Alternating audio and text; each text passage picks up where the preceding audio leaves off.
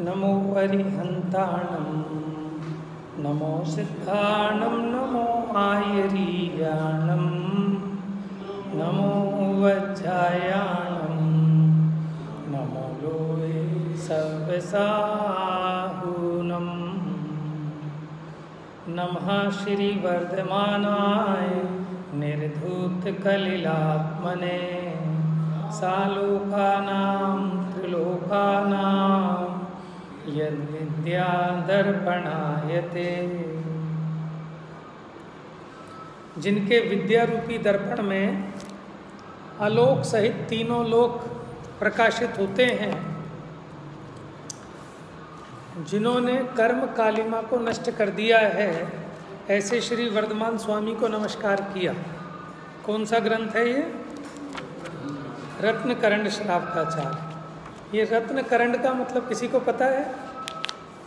रत्नकरंड क्या है? अजीब सा नाम है ना, जैसे साउथ में होते हैं नाम। हाँ, करंड मैंने होता है पिटारा। करंड का मतलब क्या होता है? पिटारा। रत्न का पिटारा है ये श्रावकाचार। श्रावकाचार मतलब श्रावक के आचरण करने योग्य क्या है और क्या नहीं है, उसका कथन जिसमें किया वो कहलाएगा श्रावकाचार। अब आप ये बताओ कि हम श्रावक हैं या मुनि हैं? हाँ जी, भाई साहब बता रहे हैं। नहीं, ज़्यादा इतना सोचने की ज़रूरत नहीं है, क्योंकि आप ये मत सोचो मैं कहूँगा ना श्रावक है ना मुनि है। अभी वो बात नहीं अभी तो सिंपल बात, सीधी बात कि बताओ हम श्रावक, माने हमारी जो भूमिका है वो श्रावक की भूमिका है कि मुनि की भूमिका है? ये तो समझते हो ना श्रावक किसे कहते हैं। अभी सामान्य से वैसे देखें तो श्रावक का अर्थ होता है जो श्रद्धावान, श्रा से श्रद्धावान, वा से विवेकवान, का से क्रियावान। ठीक है, जो श्रद्धावान है, विवेकवान है, क्रियावान है, मतलब अंधश्रद्धा नहीं है, विवेक सहित की श्रद्धा है।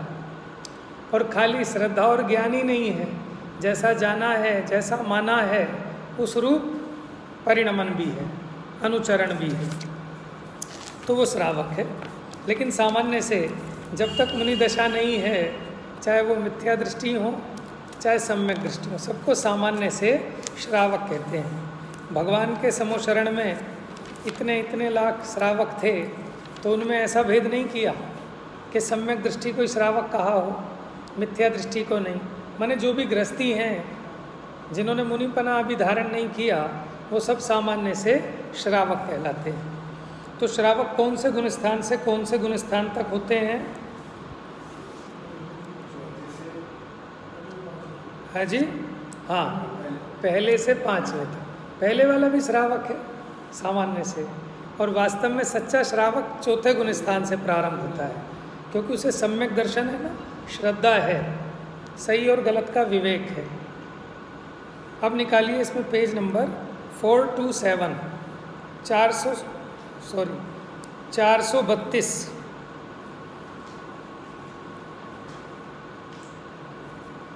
देखिए, रत्न माने तो होते हैं सम्यक दर्शन, सम्यक ज्ञान, सम्यक चारित्र। सच में यही रत्न है, बाकी सब तो पुद्गल के रत्न है। तो इन रत्नों का पिटारा इसमें बताया। ये रत्नकरण श्रावकाचार इसलिए इसका नाम है। 432, 432 ये परिशिष्ट हैं। देखो, जब सारा धर्म का स्वरूप बता दिया, सम्यक दर्शन, सम्यक ज्ञान, सम्यक चारित्र की सारी चर्चा हो गई, एक तत्वार सूत्र का सूत्र है, क्या है? सल्लेखना मारणांतिकिम जोशिता। याद है कि फिर मरण समय में सल्लेखना को देखना चाहिए। ठीक है, तो मरण समय जब होगा तब देखेंगे ना, अभी क्यों दिखा रहे हो? तो पहले तो आप ये बताओ, आप किसी को पता है कि कब है मरण समय? क्यों? तैयारी तो हर समय रखनी पड़ेगी, ना जाने कब हो जाए। और समझदार व्यक्ति माने हर मौके पे चौका लगाता है, वो मौका नहीं चूकता। कोई भी अपॉर्चुनिटी आए, जैसे कोई धन का लोभी है, उसे कहीं भी मौका मिले धन कमाने का, वो चूकेगा नहीं। समझ में है? ऐसी जो समझदार व्यक्ति है, उसे जब मौका मिले वो तब धर्म की कमाई करता है। तो इस जीवन में ये जीव ने जो कुछ आत्म साधना की, जो संयम रूपी रत्न अर्जित किया, कम से कम यहाँ की कमाई को अगले भाव में भी ले जाए, उसके लिए संलेखना है।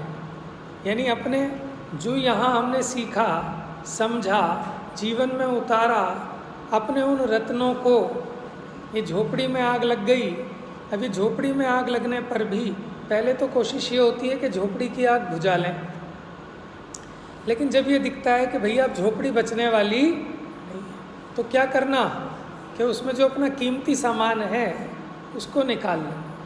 हम ये नहीं कह रहे कि झोपड़ी को जला दो, लेकिन जब उसको बचाने का कोई उपाय ना दिखे तब क्या करना, अपने रत्नों को संभाल लेना। इसका नाम है समाधि मरण, संलेखना।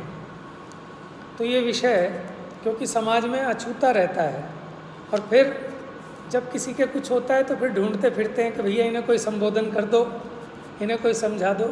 अब कौन समझाए, क्या समझाए? तो पहले तो हम समझे ना, क्योंकि दूसरे के लिए नहीं, पहले तो विद्या अपने लिए, लेकिन अपने पास होगी तो काम पड़ने पर दूसरे के भी सहायक हो सकते हैं, है ना। तो मरण समय तो किसी को नहीं पता कि कब कब किसका मरण हो जाए। तो उस मरण समय में हम शांतिपूर्वक दुर्गति में ना जाएं, जहाँ जिन धर्म का संस्कार बना रहे ऐसी सुगति में जाएं और आगे अपनी आराधना को पूरा करें। देखिए मिल गया आपको पेज नंबर 432, सप्तम संलेखना अधिकार। ठीक है। प्रथम संलेखना के समय का वर्णन करने वाला श्लोक कहते हैं। देखो संलेखना कब धारण की जाती है, ठीक है। अभी आप सोचो कि अभी धारण कर लूँ क्या संलेखना?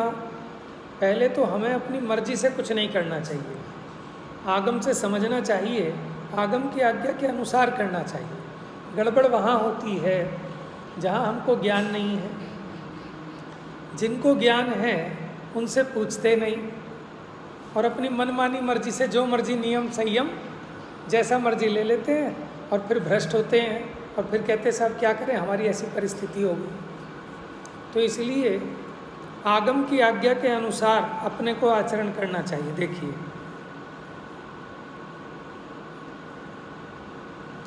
उपसर्गे दुर्भिक्षे जरसि रुजायां च निप्रतीकारे धर्माय तनु विमोचन माहु संलेखना मार्या। क्या कहते हैं? उपसर्गे दुर्भिक्षे, यानी उपसर्ग आने पर, दुर्भिक्ष आने पर, जैसे अभी कोरोना का आया था ना, दुर्भिक्ष था वो। जैसे 12 वर्ष का अकाल पड़ा था जब उत्तर भारत में, वो दुर्भिक्ष था। उपसर्ग माने कोई हम पे अटैक कर दे, हम पे हमला कर दे, जिसका निवारण करना संभव ना हो, तो जिसका इलाज नहीं दिखता हो, मिटने का उपाय नहीं दिखता हो, ऐसा उपसर्ग होने पर। उपसर्ग भी दो तरह का, एक तो ऐसा कि जिसको दिखता है कि सब मिट जाएगा, थोड़ी देर का है, लेकिन एक ऐसा उपसर्ग आ पड़े कि अब लगता है कि अब ये मिटने वाला नहीं है। दुर्भिक्ष आ जाने पर, दुर्भिक्ष माने कोई महामारी आ गई है ना, जैसे कोरोना आया था, जैसे पहले कभी वो तपेदिक होता था, वो चूहे के काटने से जो क्या बोलते थे उसको, तपेदिक ही था, बहुत फैली वो बीमारी आज़ादी से पहले, है प्लेग, जो चूहों से फैलता था। तो ऐसी महामारियाँ फैल गई, दुनिया की दुनिया से गट्ठर के गट्ठर मर रहे हैं लोग बाग। तो ऐसे वृद्ध अवस्था आ जाने पर, माने जब अब इसको लगता है कि अब तो बस मौत का इंतज़ार करता है वृद्ध व्यक्ति, है ना, तो वृद्ध अवस्था आ जाने पर, रोग हो जाने पर, कैसा रोग? कि जो अब लगता है कि अब ये निमटने वाला नहीं है। धर्म की रक्षा के लिए जो शरीर का त्याग किया जाता है, क्या कर रहे हैं? शरीर का त्याग कर रहे हैं। किस लिए? धर्म की रक्षा के लिए। तो वो जो हुआ था ना विशिखर जी का सम्मेलन, उसमें भी लोग कह रहे थे धर्म की रक्षा के लिए हम प्राणों की बाजी लगा जाएंगे। तो भैया अभी तुम पहले तो समझ लो धर्म है कहाँ? धर्म तो यहाँ होता है, आत्मा में होता है। अब तुम्हारे पहले तो धर्म उत्पन्न तो करो, तब धर्म की रक्षा करना। तो यहाँ जिस व्यक्ति ने जीवन भर साधना करके जो धर्म प्रकट किया, अब वो धर्म की रक्षा करने के लिए क्या करना? जो शरीर का त्याग किया जाता है, कि शरीर का भी त्याग होता है, कि ऐसे नहीं कि जहर खाकर, वो शरीर का त्याग नहीं है। शरीर का त्याग कैसे होता है वो भी बताएंगे इसमें। देखो ये तो त्यागियों का मार्ग है, यहाँ सब चीज़ों का त्याग होता है, लेकिन हर किसी चीज़ की विधि है आगम के अनुसार, ठीक है। और देखो त्याग में सुख है, ठीक है। किसके त्याग में? कि जिसमें कोई सार नहीं है उस वस्तु का त्याग करा रहे हैं, और जो सारभूत है उसका ग्रहण करा रहे हैं। क्योंकि जिन धर्म में ग्रहण पूर्वक त्याग होता है, खाली जिन धर्म में ही नहीं, लौकिक में भी अगर आपको किसी से कुछ छुड़ाना है ना, तो पहले कुछ देना पड़ेगा। एक छोटे से बच्चे ने भी चाकू पकड़ लिया तो उससे चाकू ऐसे नहीं खींचा जाएगा। कैसे खींचोगे? कि ले बेटा टॉफ़ी ले बेटा खिलौना, तो खिलौना पकड़ेगा तो वो अपने आप छूट जाएगा। तो असली रीति तो ये है। उसे गणधर देव सल्लेखना कहते हैं। इसका अगर संधि विच्छेद करें तो होता है सत जमा लेखन। सत लेखन यानी सत लेखना। तो शरीर का त्याग किया जाता है, किस लिए? धर्म की रक्षा के लिए। उसका नाम है सल्लेखना। देखिए, देह में रहना तथा देह की रक्षा करना, तो धर्म को धारण करने के लिए लोग कहते हैं शरीर माध्यम खलु धर्म साधनम, कि शरीर के जो है धर्म का साधन है। तो वो विवक्षा क्या है कि देखो मनुष्य पर्याय में कौन से गुण स्थान तक पहुंच सकते हो आप? पुरुष। मनुष्य पर्याय में, ये मनुष्य देह में जीव कौन से गुण स्थान तक की प्राप्ति कर सकता है? नहीं पता? क्यों छठा गुण स्थान नहीं प्राप्त कर सकता है? नहीं, अगर आप अभी इस काल की अपेक्षा भी पूछें, ये जो अभी पंचम कली काल है, अभी यहाँ कितने गुण स्थान तक हो सकते हैं इस समय में? 7 तक हो सकते हैं, 7वां गुण स्थान तक। क्योंकि मुनि दशा तो 7वें गुण स्थान का नाम है, वो तो गिरने पर छठे में आते हैं मुनिराज। तो 7वें 6वें गुण स्थान की दशा वो मुनि दशा है। तो इस मनुष्य देह में हाँ मुनि दशा तो हो सकती है ना अभी इस पंचम काल में भी, कि नहीं हो सकती? हाँ भाई, इस काल के अंत तक भी पाए जाएंगे, पंचम काल के अंत तक भी। कुछ कन्फ्यूज़न है इस बात में? मुनि क्यों नहीं हो सकते? इस काल के अंत तक भी होंगे, और जब नहीं होंगे तो छठा काल लगेगा। समझ में आया? अग्नि का विनाश हो जाएगा, धर्म का विनाश हो जाएगा, तो छठा काल प्रारंभ हो जाएगा। ठीक है। तो आप ये देखो, इस मनुष्य देह में ये जीव मुनि दशा धारण कर सकता है, 7वें गुण स्थान तक की शुद्धता को प्राप्त कर सकता है।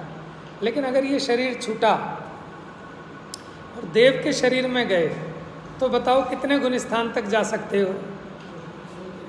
हाँ जी, चौथे से आगे नहीं जा सकते। क्यों भाई? ऐसा क्यों बंधन? देखो, देह भिन्न है, आत्मा भिन्न है। क्या आत्मा पराधीन है क्या शरीर के? आत्मा जब शरीर से भिन्न है तो अपने गुण स्थानों की शुद्धि के लिए, अपने आत्मिक रस की विशेष प्रचुर अनुभूति के लिए क्या इस देह की बाधा है क्या? है कि यद्यपि एक द्रव्य दूसरे द्रव्य का कुछ नहीं करता, लेकिन फिर भी ऐसा निमित्त नैमित्तिक संबंध है कि जब जिन जीवों की योग्यता चतुर्थ गुण स्थान से आगे जाने की नहीं होती, तो वो देव और नरक आदि उसके साथ ऐसा निमित्त नैमित्तिक संबंध है। कोई देह जबरन नहीं रोकती, लेकिन उस गति वाले जीवों के परिणामों में ऐसी ही पुरुषार्थहीनता होती है कि उनके किसी के भी चौथे गुण स्थान से आगे नहीं हो सकता। ठीक है। और देखो त्रियंच उनसे बढ़िया है देवों से।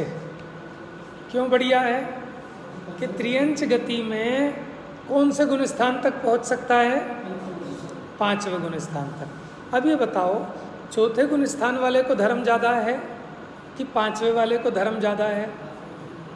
अच्छा, कौन ज़्यादा सुखी है, चौथे गुण स्थान वाला कि 5वें गुण स्थान वाला? और 5वें से भी अधिक 7वें वाला। तो फायदे का सौदा कौन से पर्याय है? मनुष्य पर्याय है ना फायदे की, लेकिन किसके लिए? जो इसका फायदा उठाए। जो फायदा ही ना उठाए उसके लिए तो एक ही बात है, समझ में है ना? उसके लिए तो सब दिन एक जैसे हैं। गरीब आदमी के लिए चाहे सामान्य दिन हो चाहे दिवाली हो, उसके लिए तो सब फटहाली है। और अमीर आदमी के लिए होता है कुछ। तो जो काम करे, जो साधना करे, उसके लिए इस मनुष्य देह की कीमत है, नहीं तो सब एक बराबर जा रही है। तो इसलिए हाँ, जिसमें हो फायदा वही हमारा कायदा, होना भी यही चाहिए। नफ़े का धंधा करना चाहिए, टोटे का धंधा नहीं करना चाहिए। वो तो लेकिन अलग बात है। जो बाहर में कहते हैं ना, वो तो अज्ञानता में कहते हैं। वो घाटे का सौदा कर रहे हैं। वो कहते हैं छल कपट करें, चाहे बेईमानी करें, चाहे खून खराबा करें, वो फ़ायदा होना चाहिए। वो सिर्फ धन के फायदे को फ़ायदा समझते हैं, लेकिन उनको नहीं पता कि परिणामों की हानि करके अंदर में भयभीत रहकर वो काहे का फ़ायदा है, वो तो नुकसान है। तो भैया इतनी बात समझ में आ रही है? ये जो कहते हैं शरीर माध्यम खलु धर्म साधनम, वो निमित्त की अपेक्षा, क्योंकि मनुष्य पर्याय में रहकर ये जीव 7वें गुण स्थान तक की शुद्धता को पा सकता है। और अगर यहाँ से मरा, देव गति में गया, तो चौथे गुण स्थान से ऊपर नहीं जाएगा। बात समझ में आ रही है? इसलिए मनुष्य देह की कीमत है, इसलिए इसको बचाने का, इसकी सुरक्षा का भी उपाय करना। इसीलिए हम कहते हैं कि अभक्ष्य नहीं खाना, अनिष्ट सेवन नहीं करना, क्योंकि अनिष्ट सेवन से क्या होगा कि मनुष्य देह का घात हो जाएगा। समझ में? अच्छा, लड़ाई झगड़ा नहीं करना, परिणामों में संक्लेश नहीं करना, उससे क्या होगा कि मनुष्य पर्याय का घात हो जाता है। जीव भयंकर क्रोध करे ना तो मरण को प्राप्त हो जाता है। ये मरण के कारण होते हैं। जैसे किसी से मार पिटाई हो गई, झगड़ा हो गया, किसी ने सर पे मार दिया डंडा, तो मर जाएगा कि नहीं मर जाएगा? समझ में है? सामने वाले ने चाकू मार दिया, मरेगा कि नहीं मरेगा? और उसे ऐसी भयंकर कसाई हो जाए तो पड़ जाएगा नहीं पड़ जाएगा अटैक। समझ में आया? तो ये सब कब होता है कि जब हमारे काम क्रोध आदि परिणाम, राग द्वेष के परिणामों में भयंकर तीव्रता होती है। समझ में आया? तो फिर नुकसान होगा ना। आप इस मनुष्य देह में रहकर संयम को पालन कर सकते थे, हैं? अपने अतीन्द्रिय आनंद का प्रचुर स्वसंवेदन कर सकते थे मुनि दशा में, लेकिन आपने इस देह का घात कर दिया, तो अब भैया चौथे गुण स्थान से आगे नहीं बढ़ पाओगे देवगति में, है ना? इसलिए इस मनुष्य देह की भी कीमत है। लेकिन ये कीमत किसको आती है? कि जिसको धर्म धारण करना हो।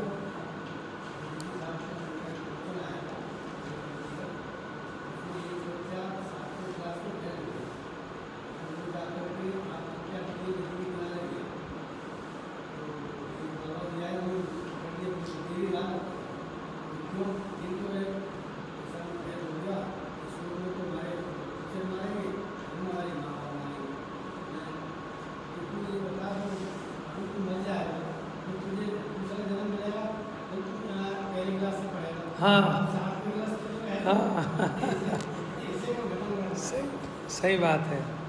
तो इस धर्म के नाम पर मरना भी नहीं है, मरने का नाम धर्म नहीं है। संलेखना का मतलब मरना नहीं है, संलेखना का मतलब जीना है। समझ में आया?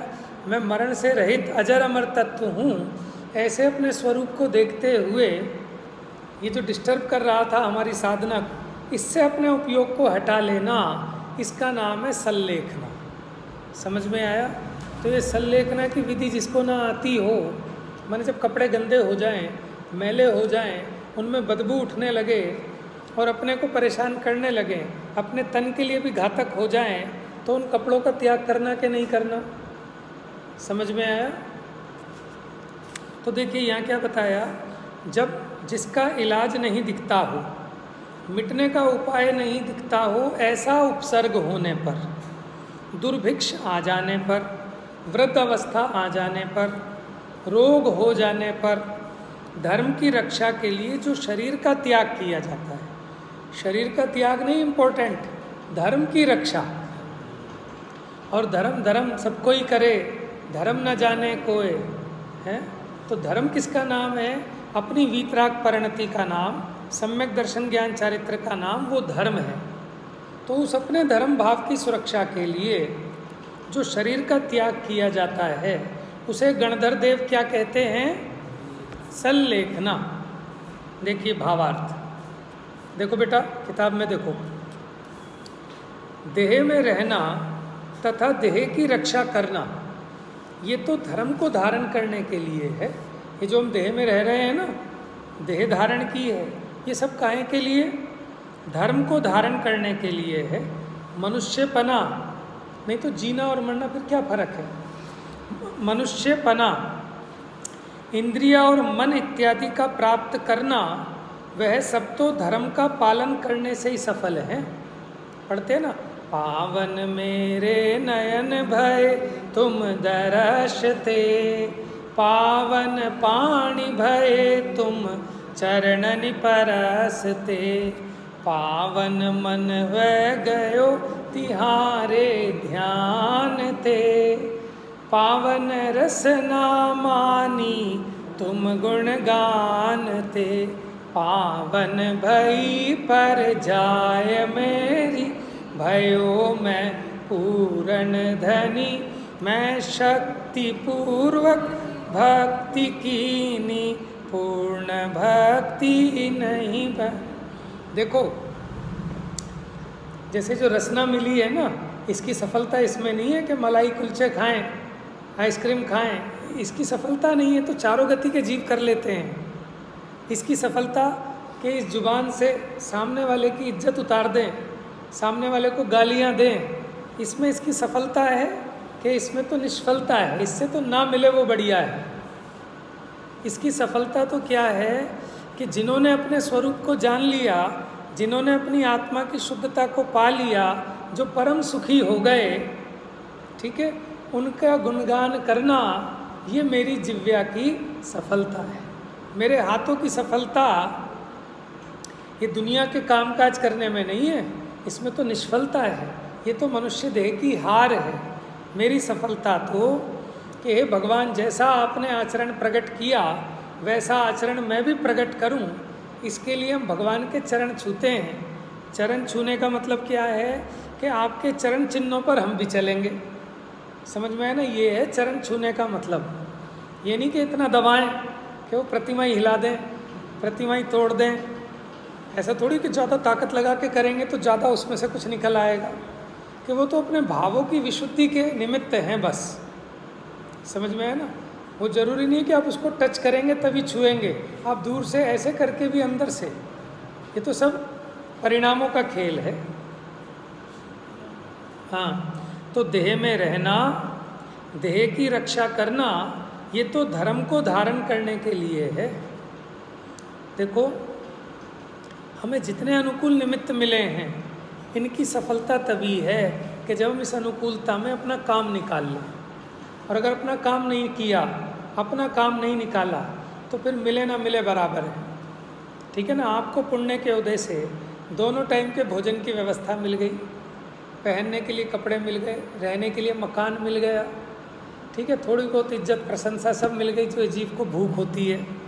अब सब चीज़ मिल गई, लेकिन अब ये मिलने पर भी अगर तू अब अपना काम ना करे, अपने स्वरूप को ना पहचाने, अपने स्वरूप के आश्रय से आनंद ना करे, तो फिर ये जो मिला है ये सदा रहने वाला, फिर बस ज़िंदगी। देखो, ऐसे बहुत सारे जीव हैं कि जिनको ये होश नहीं है विचार करने की कि आत्मा क्या है, परमात्मा क्या है, भगवान कौन है, सुखी कैसे हुआ जाता है। उनको तो सुबह से उठते ही बोरा उठा के कूड़ा बीनना है। क्यों भैया, कूड़ा नहीं बीनेंगे तो खाना नहीं मिल पाएगा एक रोटी। समझ में आया? आप ये सोचो, जो हमारे इतने पुण्य का उदय आया कि हमको विकल्प नहीं करना पड़ता कि कल खाना मिलेगा कि नहीं मिलेगा। समझ में आया? तो इतना पुण्य का उदय क्यों आया कि आपको सारी व्यवस्था मिली कि आप तो अपना धर्म आराधना करो, और फिर भी नहीं करेंगे तो अब वो दिन दूर नहीं है कि फिर वो भी आ जाएगा कि देव मुआ चांडाल हुआ, भूप कीड़ो में गया, जीतव्य जोवन धन गुमान, कहाँ करे जल बुदबुदा। ये तो बुदबुदे जल के समान है सब संयोग। पंडित जी कहते हैं टोडरमल जी कि अब तुझे सर्व निमित्त मिले हैं, इसलिए अवसर चूकना योग्य नहीं है। अब भी नहीं करेगा तो पता क्या चाहिए, किस चीज़ की कमी है। बच्चे को हमने सब चीज़ ला के दे दी, बढ़िया से बढ़िया कॉपी, बढ़िया किताब, बढ़िया लैपटॉप, बढ़िया ट्यूशन, बढ़िया स्कूल, और फिर भी ना पढ़े तो क्या करें उसका। जैसे कोई महादरिद्री को अवलोकन मात्र चिंतामणि रत्न दिखलाए और वो ना देखे, वो उसका अवलोकन ना करे। जैसे कोई महाकोड़ी को अमृत पान कराए और वो ना करे, तो पंडित जी कहते हैं उसके अभाग्य की महिमा हमसे नहीं कही जाती। तो फिर आपको गुस्सा आता होगा कि नहीं, उसकी होनहार ही का विचार करके समता आती है। तो ऐसे ही आचार्यों को हम पे समता आती है कि इतना समझाया इस जीव को, अब भी अगर ये काम नहीं करे तो फिर और क्या चीज़ इससे बढ़िया मिलेगी, मुझे बताओ। विदेह क्षेत्र में इससे ज़्यादा बढ़िया कोई चीज़ मिल जाएगी क्या? जैसे न आचार्य अपनी टीका में लिखते हैं कि साक्षात तीर्थंकर भी कोई हाथ पे रख के तो आत्मा दिखाते नहीं, वो भी यही बताएंगे जो यहाँ आचार्य बता रहे हैं। तो जिससे यहाँ नहीं हो रहा और कहते हैं हम सब मर के विदेह क्षेत्र में जाएंगे। अरे अनेक अनेक बार होके आ गए साक्षात तीर्थंकर भगवान के समोशरण में भी। जैसे कुछ लोग होते हैं ना जिन पे पैसा ज़्यादा होता है कि हम तो अपने बच्चे को बहुत बड़े स्कूल में पढ़ाएंगे। अरे कितने बड़े स्कूल में पढ़ा लो, काम तो उसने करना है। छोटे स्कूल के पढ़े हुए भी बहुत कामयाब देखे गए, और बड़े स्कूल में पढ़े हुए भी जेलों में पढ़ते हैं। फिर समझ में आया?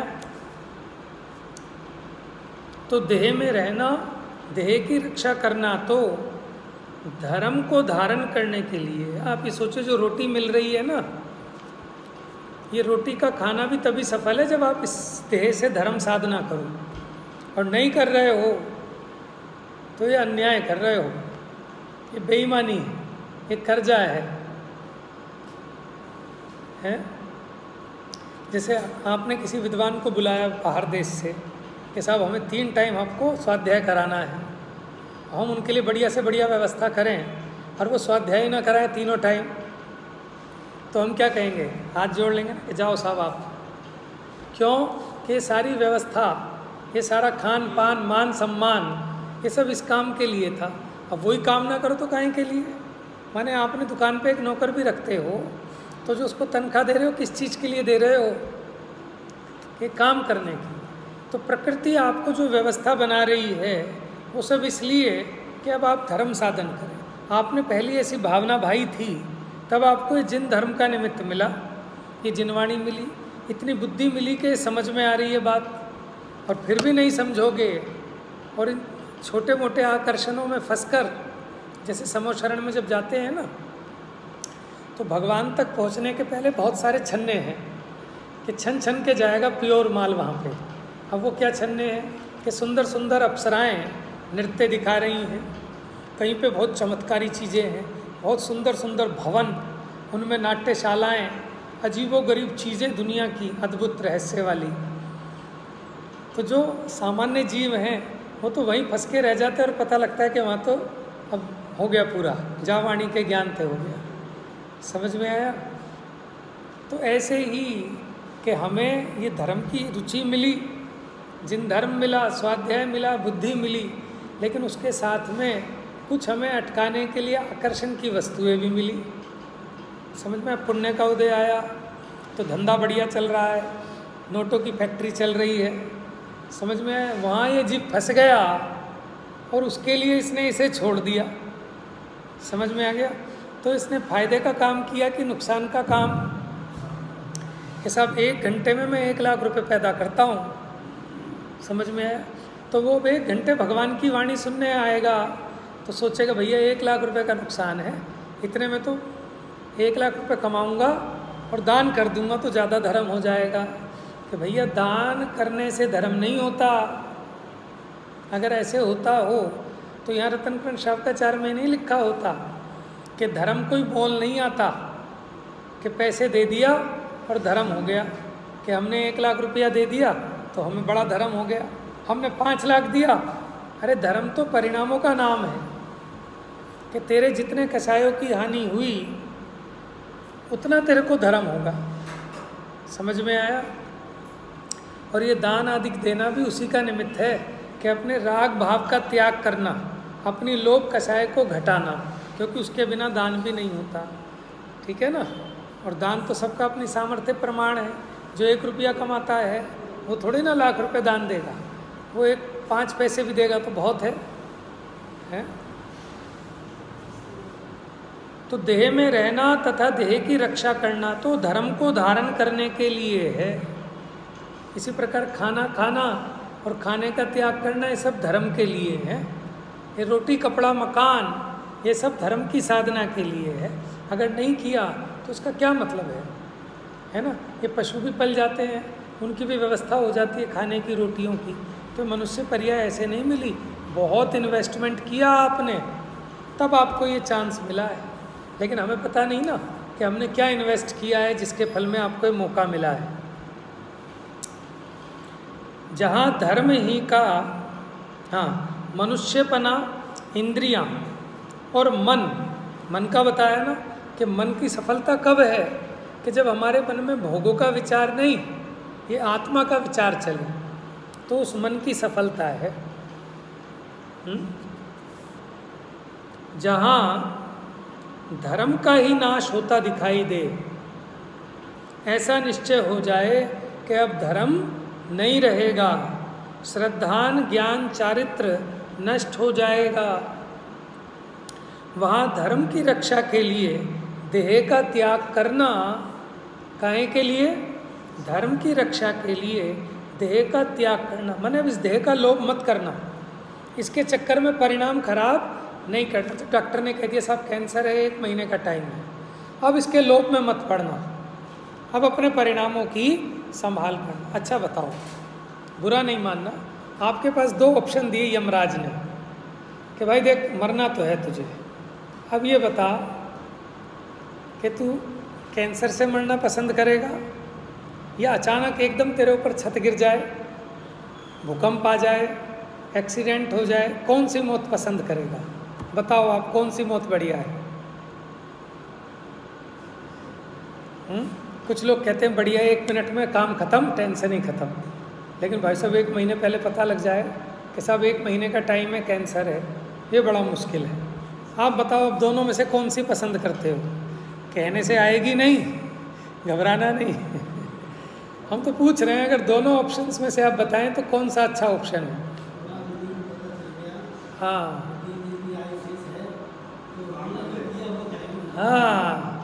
देखो ये अच्छे भाग्य की बात है कि हमें समय रहते पता लग जाए ना कि सब आपके पास इतना टाइम है, तो बहुत फायदे का सौदा है। अलार्म बज गया, ठीक है, आग लगने से पहले अलार्म बज जाता है, फिटिंग होती है ना उसकी फायर फाइटिंग की, तो उससे क्या है कि आप बचने का चांस है। अब आपको पता ही नहीं चला, अचानक एकदम आग लग गई और आप निकल ही नहीं पाए, समझ में आया? लेकिन यहाँ तो उसकी भी कला है कि कुछ परिणामों में, लेकिन वहाँ आपको अवसर नहीं मिलता, एकदम अचानक एक्सीडेंट हुआ, सोचने विचारने का कुछ मौका ही नहीं है। लेकिन आपको टाइम मिल गया थोड़ा, 2 दिन का, 4 दिन का, 3 दिन का टाइम मिला। सुकमाल मुनि को पता लग गया कि 3 दिन शेष हैं, और 3 दिन में ही क्या साधना की आत्मा की, समझो, मुनि दीक्षा ले ली। सरसों का दाना जिनके बिस्तर पे चुभता था, काया की सुध नाही है, गीदड़तन भक्ति। अच्छा, एक ईमानदारी से बात पूछ रहा हूँ, ठीक है, अनफॉर्मली आप ये बताओ, कभी अपने को मन में विचार आया कि मुझे मुनि बनना है? कि मुझे आर्य का बनना है। कभी ऐसा विकल्प भी आया? हाँ जी, जिनको आया वो धन्य भाग्य है। लेकिन ये जीव भोगों में ऐसा उलझा है कि बन पाएगा नहीं बन पाएगा वो तो बात की बात है, लेकिन इसके अंदर में कभी ऐसा कभी विचार भी आता है कि मुझे मुनि बनना है, मुझे आर्य का बनना है। ये जिन चीज़ में मैं फंसा हुआ हूँ ना जोड़ने में, इसको छोड़ना है। जिसको ये दिखेगा कि मुझे तो ये सब छोड़ना है, उसका जोड़ने का राग अपने आप टूट जाएगा। समझ में? देखो, असली श्रावक कौन हो पाता है कि जिसको मुनि बनने की भावना है, वो है असली श्रावक। तब उसका श्रावकपना निभता है, नहीं तो श्रावक भी नहीं है। क्यों निभेगा? क्योंकि उसको हर चीज़ में दिखेगा कोई तंती नहीं है। जब मुझे छोड़ के जाना है तो मैं 1 मंजिल से 2 मंजिल क्यों बनाऊँ? जिसने रहना होगा वो बनाएगा। मैं 1 फैक्ट्री से 2 फैक्ट्री का विकल्प क्यों करूँ? मुझे तो 1 भी छोड़नी है। 1 नौकरी की जगह 2 नौकरी क्यों करूँ? मुझे तो 1 भी छोड़नी है। कपड़े क्यों और ख़रीदूँ? जितने हैं यही पूरे नहीं भोग पाऊँगा, यही छोड़ दें।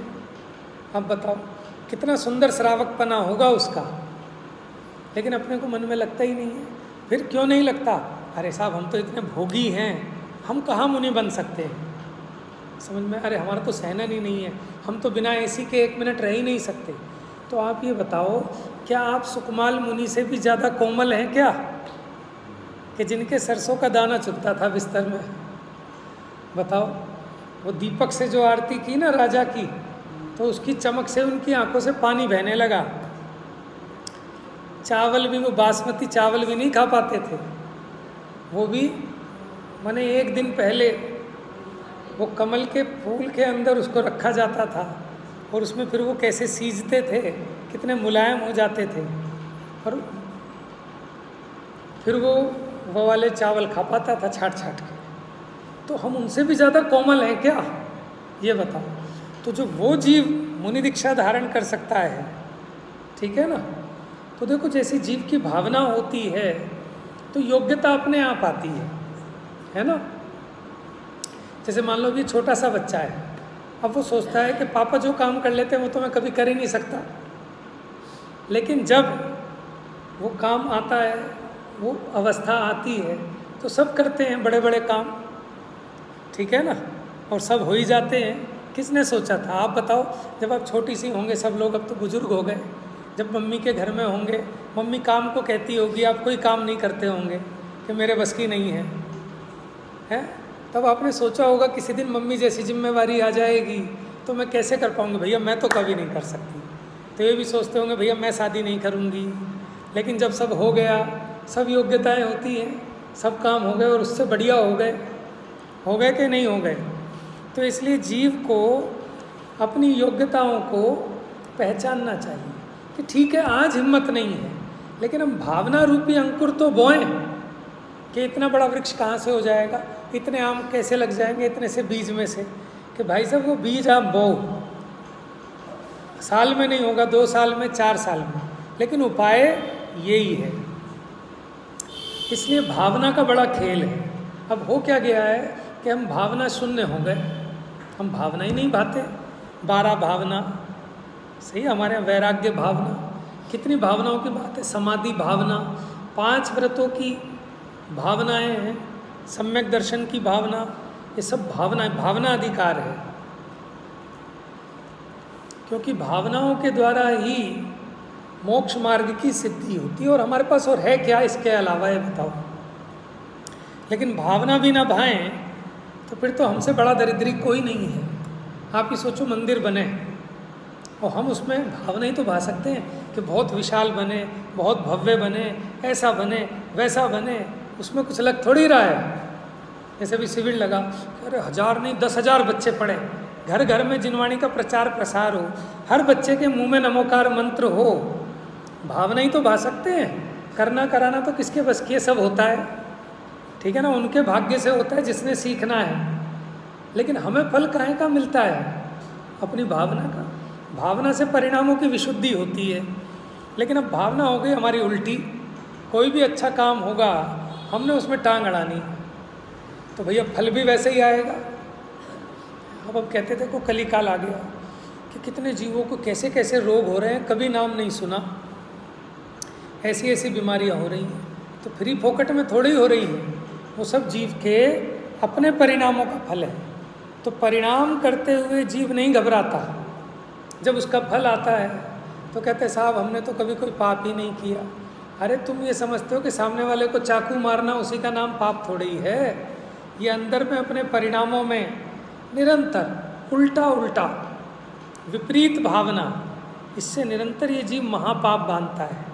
और उसी में अगर ये सम्यक भावना भाए तो देखो इसके परिणाम कैसे चढ़ते हैं। तो इसलिए 12 भावना, वैराग्य भावना, ऐसे पाठ भी लिख दिए कि हम उसके माध्यम से अपनी परिणति को, अपनी भावनाओं को खिलाएं। हमारी भावनाएं जो मरी पड़ी है ना, उन भावनाओं को खिलाएं तो फिर आनंद आएगा। फिर आपको समझ में आएगा कि करने लायक यही काम है और दूसरा कोई काम नहीं, और स्वाधीनता का है। बाहर के आनंद के लिए तो सारी व्यवस्था चाहिए, संयोग चाहिए, जेब में पैसा चाहिए, बढ़िया गाड़ी चाहिए, हैं? लेकिन ये अतीन्द्रिय आनंद जो सच्चा आनंद है, इसके लिए आपको कोई 5 इंद्रियों में से किसी इंद्रिय के विषय की आवश्यकता नहीं है। ठीक है, कोई दूसरा व्यक्ति भी नहीं चाहिए। आप कोने में पड़े पड़े ही आनंद में मस्त रहोगे। ठीक है ना, कैंसर भी हो जाए और वहाँ हॉस्पिटल में भी पड़े हों, आईसीयू में नलियाँ भी पड़ी हों, लेकिन वहाँ भी आप अपने आनंद में मग्न रह सकते हैं, बशर्ते कि आपको ये चिंतामणि रत्न मिल गया हो, ये विद्या आपने सीख ली हो। तो हम भावना ही भा रहे हैं, संलेखना की भावना भाना है ना। क्या है वो आप पढ़ते हो ना, शत्रु अगर कोई हो संतुष्ट उनको कर दूं, समता का भाव धर कर। समझ में आया? जिसको ऐसी भावना होगी वो जीते जी ऐसे काम ही नहीं करेगा कि फिर कि किसी को शत्रु बनाऊं, कि फिर उससे क्षमा कराऊं, कि फिर ये करूं, वो फैलाएगा ही नहीं। लेकिन कौन? कि जिसको समाधि की भावना होगी। इसलिए भावना भानी चाहिए, भावना भवनाशिनी। तो धर्म की रक्षा के लिए देह का त्याग करना संलेखना है। कोई पूर्व जन्म का बैरी, असुर, पिशाच भरे पड़े हैं पुराणों में उदाहरण कि कैसे कैसे मुनियों पर उपसर्ग किए पूर्व भव के बैरियों ने, पूर्व भव के देव ने। असुर, पिशाच आदि देव आकर उपसर्ग करें।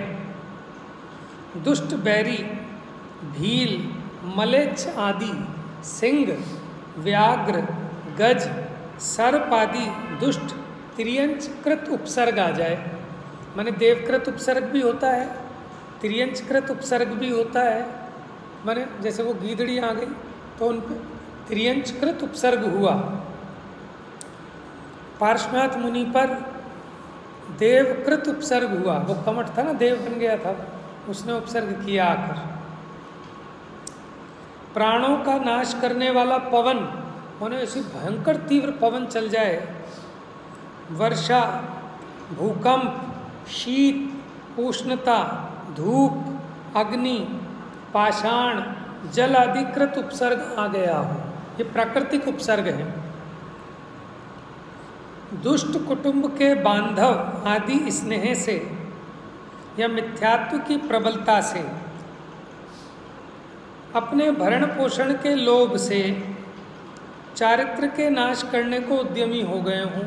ऐसी कथाएं दिखती है ना कि वो चाचा ने अपने बड़े भाई के बेटे को मारने का उपाय कर लिया, क्योंकि अगर ये जीवित रहा तो मेरी धन संपदा या राज्य का मालिक ये बन जाएगा। तो ऐसे ऐसे भी उपसर्ग आ जाते हैं लोभ के वशीभूत।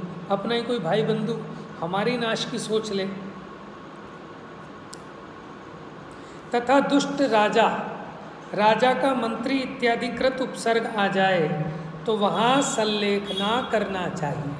जैसे टोडरमल जी पर उपसर्ग आ गया था ना राजकृत, तो उन्होंने उस समय अपने परिणामों में संलेखना धारण की होगी।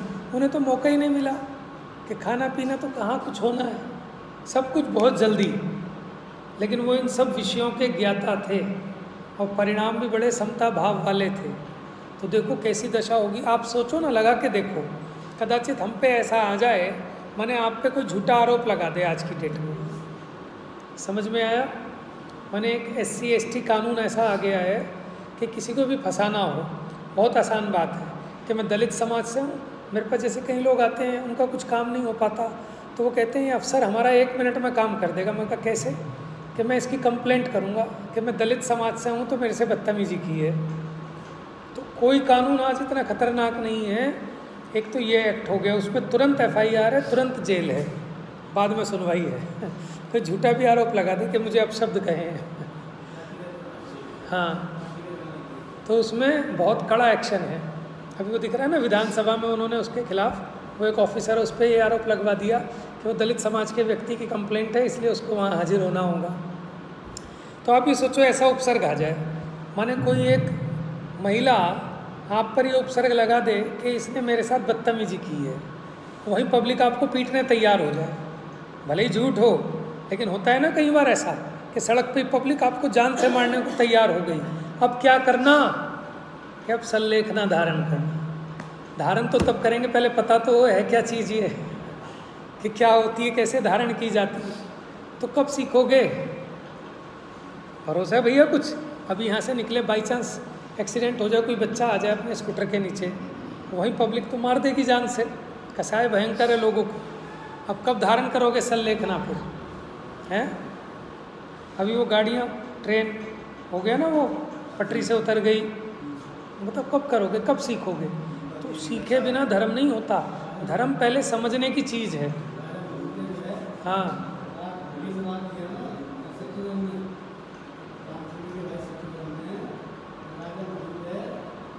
हाँ, देखो आप, राजा मधु का वैराग्य, हाथी पे बैठे बैठे ही क्योंकि दिख गया कि अब बचने वाला, तो वहीं सल्लेखना धारण की, केश लोच कर लिए। लेकिन ये आप खुद कर पाएंगे, कोई दूसरा आपको कराने में समर्थ नहीं है। क्योंकि अगर आप नहीं समझे और उस टाइम कोई समझाएगा भी तो आपको कषाय बनेगी, आपको गुस्सा आएगा, भगाओ इसे, किसे ले आए पकड़ के, ठीक है? तो आपको अपना स्थितिकरण स्वयं करना होगा और उसके लिए स्वयं सीखना होगा, ठीक है ना? बस इस पैराग्राफ को पूरा करते हैं। हाँ, तो मैं कह रहा था, अब आप ये सोचो, कल्पना करो, टोडरमल जी को, माने जहाँ गंदा, बिल्कुल गंद, जैसे आप उधर नाले की तरफ जाओ, वो कूड़ेदान है करण गली के पीछे, नेहरू गली के पीछे, वहाँ से हम निकले तो ऐसी भयंकर बदबू आती है, क्योंकि मरे हुए जानवर पड़े रहते हैं, गंद पड़ा रहता है, सब भयंकर। और समझो ऐसी जगह में हमको गाड़ दिया जाए, समझ में, गाड़ दिया जाए गंदगी में, मैंने खड़ा होना मुश्किल, आपका वहाँ गाड़ दिया जाए, और फिर ऊपर से हाथी के पैर के नीचे कुचलवाया जाएगा। अब उस समय हमारे परिणाम कैसे होंगे बताओ? अब धर्म की रक्षा कैसे करोगे? जो आपके चित्त में आपने जीवन भर धर्म की आराधना साधना की, ठीक है ना, राग द्वेष से रहित समता भाव की भावना भाई, अब वो परिणामों को समता भाव रूप कैसे रखोगे? कैसे रखोगे बताओ? तो उसके लिए ये जीवन भर जो साधना है ये वेस्ट ना चली जाए। ये जीवन भर की जो कमाई है इसको साथ लेके जाना है, उसकी विधि है सल्लेखना। तो इसलिए सल्लेखना तो नियम से करना ही करना है, समझ में आया? लेकिन उसके पहले पढ़ लो, समझ लो, आचार्यों ने इतना कुछ लिखा है, हम पढ़ते ही नहीं। आया हमारे मतलब की बात थोड़ी है ये, तो हमें तो बस कहानी चुटकुले चाहिए कि भैया वो काम नहीं आएंगे, कि काम की चीज़ तो सीख लो पहले। तो वहाँ सल्लेखना करना चाहिए। अब इसमें सब बताएंगे सल्लेखना क्या है, कैसे करना चाहिए, कैसे परिणामों को टिकाएं, अपना स्वयं को अपना स्थितिकरण कैसे करें, क्या विचारें, ये सब प्रोसीजर सल्लेखना की इसमें विषय है, ठीक है? जा वाणी के ज्ञान से